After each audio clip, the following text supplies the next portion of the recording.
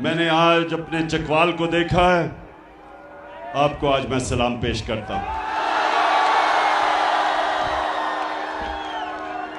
अच्छा चकवाल, मैं अभी आपको थोड़ी देर में वीडियो भी दिखाऊंगा। मेरी कोशिश है कि मैं अपने चकवाल के खास तौर पे नौजवान और जो इतनी तादाद में मेरी बहनें आई हुई हैं, इनके लिए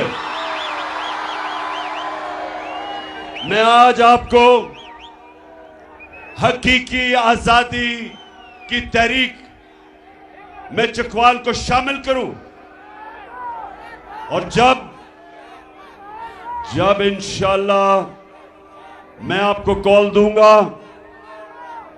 मेरे सारे चकवाल के नौजवान, मेरी बहनें, मेरे बुजुर्ग, आपने सबने मेरी कॉल पे अपने मुल्क को हकीकी तौर पे आजाद करने के लिए आप सबने निकलना है।